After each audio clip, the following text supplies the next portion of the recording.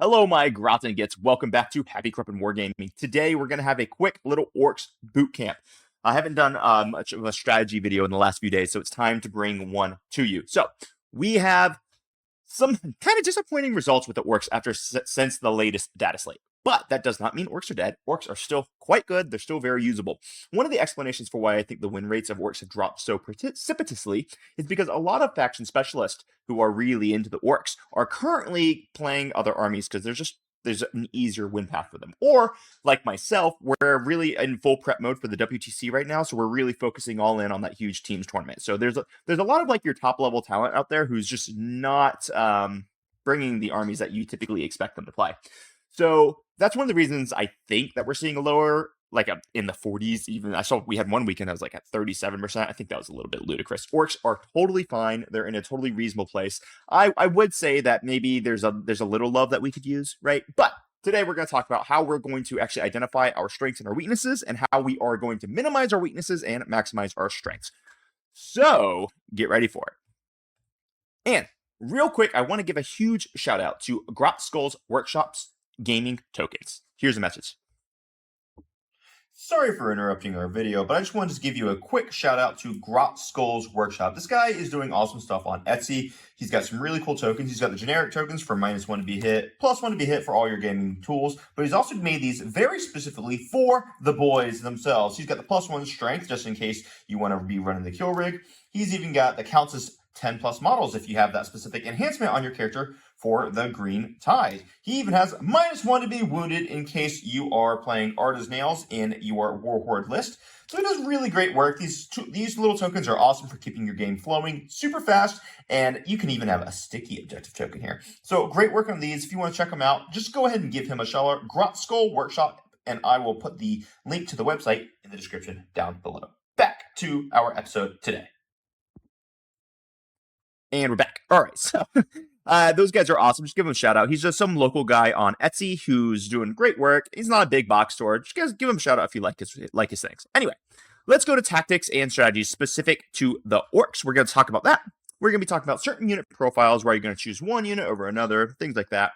There's a lot I have to talk about with transports, simply because transports are so critical to the state of the Ork game plan right now. You have to be able to maximize your transports because they're going to be doing a lot of work. And there's a few specific rules that we're going to have to look out for, just because Games Workshop got a little bit aggressive against Orks in their latest FAQ. So we're going to have to kind of just chat about that, just quick for quick moment. Anyway, let's start off with the weaknesses. And we dissected an Ork here on the side, and that is going to be giving us a good, nice little look at what our weaknesses are. So the first big weaknesses that Orks are going to have to deal with is, guys, Orks might be the biggest and the best, but they are also the squishiest. These guys do not stand up to punishment. We've got like 5-up armor saves across the board, 4-up on our elite dudes, but that's it. We only have an invulnerable save for 1 turn a game. We're not tough. It is easy to kill the Orks. Even our transports, so like our trucks are T8, 4-up armor save, they're pretty dang easy to kill. We're also, because of how squishy we are exceptionally vulnerable to anti-infantry shooting. Anti-infantry is basically half shooting in the game, right? So breachers from Tal just rip through the Orks. You even look at us with a Gladiator Reaper, we are in trouble, things like that. Orks also have very little shooting presence. Now, notice I said very little. I didn't say none, because we're going to talk about a few profiles that might be able to help us out with that.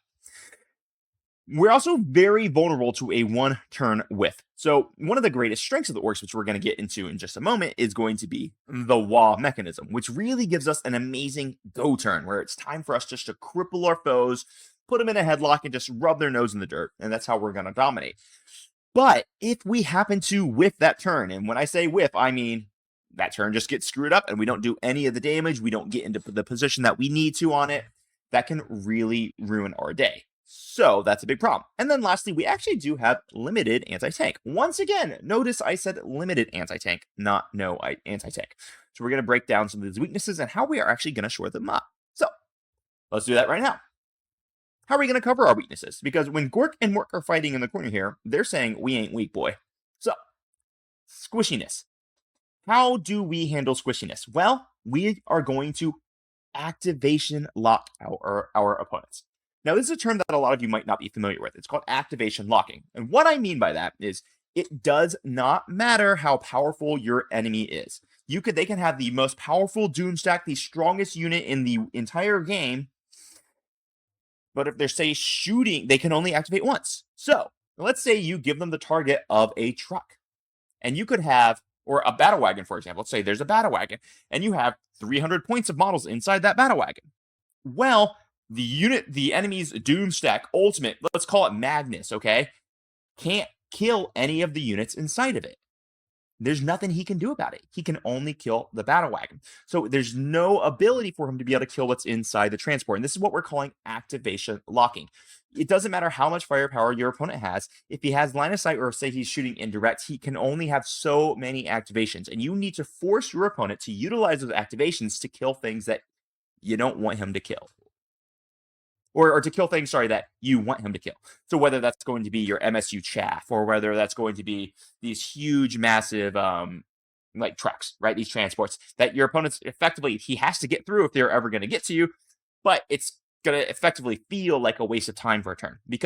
And honestly, you only need to be able to do this for one turn, because most of the time, you just need to be able to survive one, maybe two turns of your opponent before you get to go and actually really get to cripple them. So that's what I mean by activation locking. A Night Crusader jumps down, and the Night Crusader has enough firepower to kill 100 boys, and those boys are all inside the battle wagon with the leader.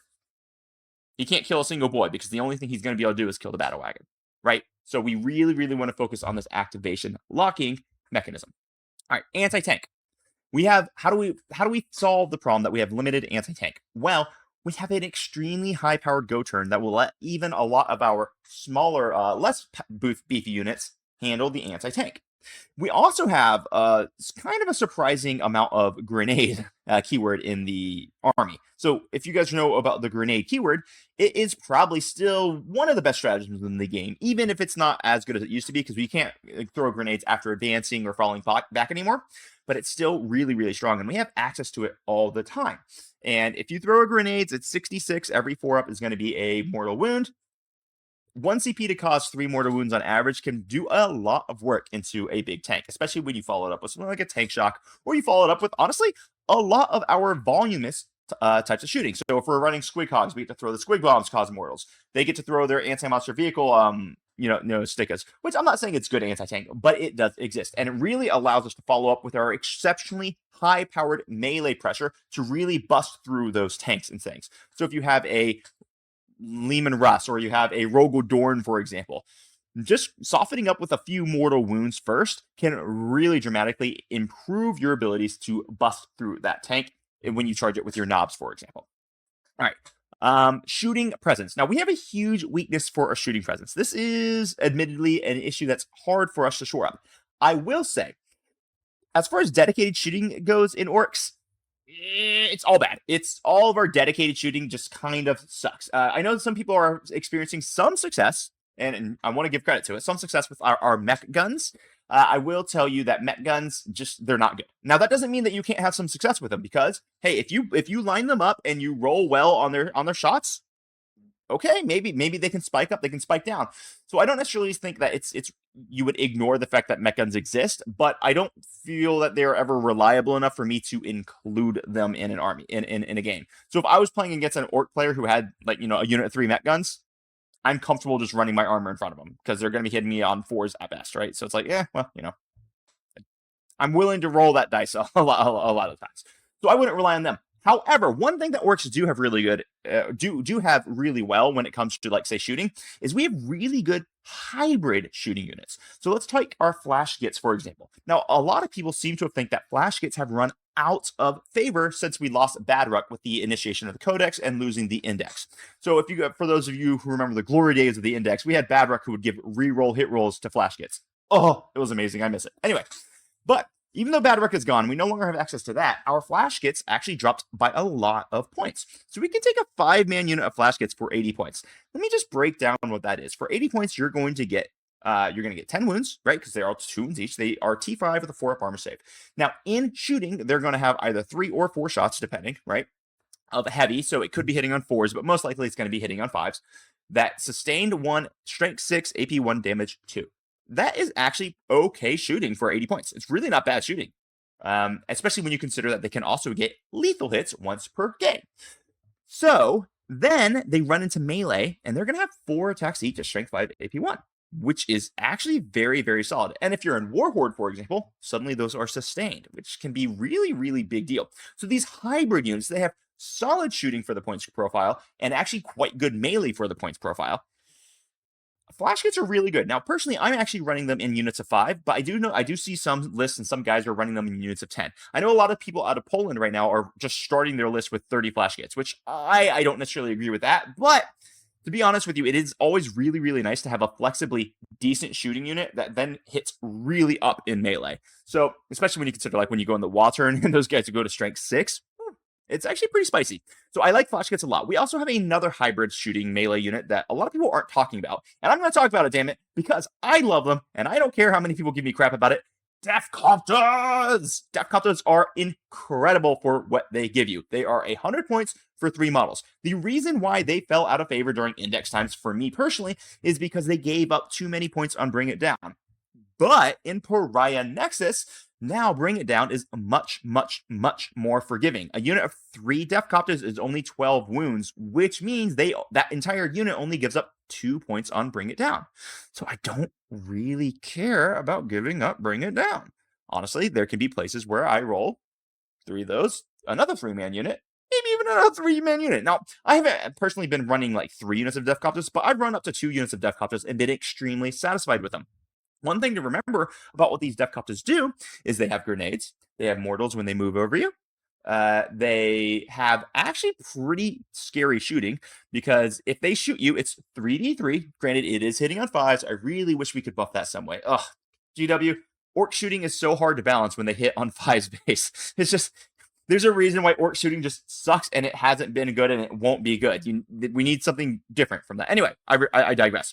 So, they do hit on 5s, but the difference between their rocket launchers and other rocket launchers in the game is that they get the twin linked keyword. So these are the strength 9 with the AP2 flat damage 3, which is a great profile. But when you stack it with twin linked, suddenly everything that does hit generally wounds, or it's a very, very high percentage of things that wound, right? Because if you're wounding things on 2s, you're going to wound everything. If you're wounding things on 3s, you're generally going to wound everything. With a toughness, with a strength of 9 on it, you're actually popping transports with Deffcopters relatively okay. Maybe not 1 3-man unit, but say if you have 2 3-man units or 1 6-man unit, they're going to pop a Rhino pretty easily. They're also going to trade up really, really well into certain things like Satan, actually. You're going to be really surprised. Then, not to mention, I mean, it's not necessarily my favorite target to use Tank Shock on, but the fact that they can give you Tank Shock means that a unit of Deffcopters could be pushing out 5 to 7 mortal wounds a turn when you stack their grenades or Tank Shock that fly over, 8 mortal wounds, even 9 if you roll really well on it, on top of pretty dang solid shooting. And then when they get into melee, especially in Warhorde, these guys are popping out a crazy amount of attacks that just clear chaff infantry. And then you stack all of that on top of a T6 body that has a 4-up armor save that will not die to bolter fire. It actually requires your opponents actually more elite shooting to take care of the Deffcopters, which means that elite shooting isn't going into the other things that you don't want shot. So I actually like Deffcopters a lot. They're a very, very valuable hybrid unit, and they do help us cover up some of our weaknesses, even though they're not solving the shooting problem of Orks. But between the flash kits and the Deffcopters, we do have these great hybrid melee shooting units. Anyway, let's move on. Whiffing on the go turn. This is a big problem I see lots and lots of people struggle with. I've experienced it myself. Go figure. I'm an Ork player. Yeah, I've experienced whiffing the go turn. What happens when you say wah, which basically every army in the game, by the way, has a go turn. Ours are just more expressive and more gentlemanly with the declaration of the wah.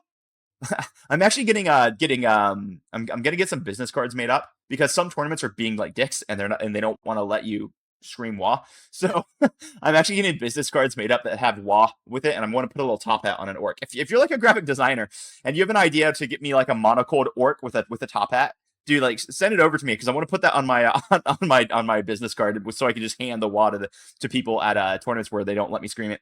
Anyway, so when we declare a go turn, if you've experienced this pain, I feel you.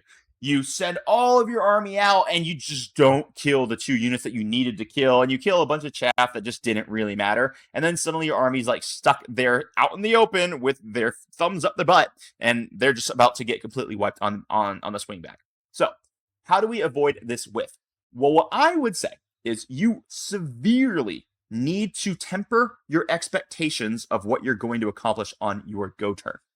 Instead of sending your entire army out and trying to murder face absolutely everything, I would highly, highly encourage you to pick your 1 to 2, in some extreme cases, 3 targets that you have to get rid of this turn and focus on those. So I would overcommit. If you have to kill, say, this unit of Deathwing Knights and this unit of Deathwing Knights, overcommit into them. And that can be as simple as, hey, listen, I'm going to send my entire 10-man unit of knobs with War Boss into this squad. I'm going to send my the other 10-man unit of knobs with War Boss into this squad. Well, you know what's going to happen is you're going to have Gaz somewhere close by to make sure that they have like reroll, or so to make sure that they get lethal and sustained. And then you're going to make sure that you pop your Unbridled Carnage, and then you know your opponent's going to interrupt on you, so you're going to have your 2 CP saved up to fight on death, so that you know you get through those 2 units.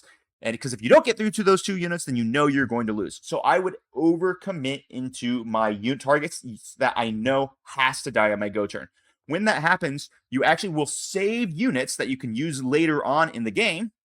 And that is actually going to lead us into our last point on how to shore up our weaknesses. Guys, my Grots, my Gits, my Lovelies, my Gentle Orks, we win this game on victory points, not on tabling our opponent. One of the really, really hardest things to avoid doing as an Ork player, or like as a World Eater player, or really any high melee pressure army, like I do the same errors with my Blood Angels, right? When you taste blood, when blood's in the water, you can't just go into a feeding frenzy. You can't do it. You have to understand that this game is won on victory points, not tabling your opponent. So I highly, highly recommend that when that Wa turn goes and you kill the things that have to die, you have a lot left in reserve that you can then go trade out for all of your points. So you have your Storm Boys that are going to drop down and score you Locusts in your opponent's battlefield. You have your truck that's scoring you Cleanse over here. You have all these other options that are just standing all over the place, scoring all of your victory points. This is absolutely critical. I also, just as a bonus, which I don't have it written down here, but I should, I also really like having 1 unit in my army that I can send out outside of the Wa. For me, this is typically going to be a unit of Beast Snaggers led by a Beast Boss, because that squad will chew through most infantry, and it's also going to chew through basically any vehicle in the game. So I can very oftentimes say I really have to kill this unit in turn 2, but I'm not ready to Wa. I can send that unit outside of the Wa to actually deal the damage and do the thing I need them to do. I accept the fact that they're about to die, but then I don't have to Wa until turn 3. And if I can save my Wa till turn 3, most of the times I'm going to win the game. So I like to have 1 unit that I can trade outside of the Wa. So those are our weaknesses. Man, this video is going a little bit long. I think I might just stop it right there, and then I'm going to come back and I'm going to put a part 2 that's going to be talking about maximizing our strikes. Let's go with it that way, guys. I appreciate all of your attention. Hope you guys have had a great learning experience in this video. If you have comments, questions, concerns, if you want to argue with me, you know I'm down to fight in the comment section, so put it down there below. We'll throw some bows. It'll be a good time. Big shout out to everyone, all of my supporters. These guys, I can't explain to you like how much I appreciate you letting me live the dream by building this content out for you. And just one more shout out here to Grotzko's Workshop. Guys, I don't have a code for you. I don't have any affiliation with them. They just have like really good stuff. So, give them a shout out. Anyway, until next time, crump on, guys. We'll be back probably tomorrow with all the strengths in the Ork Codex and how we're going to maximize those. Bye-bye.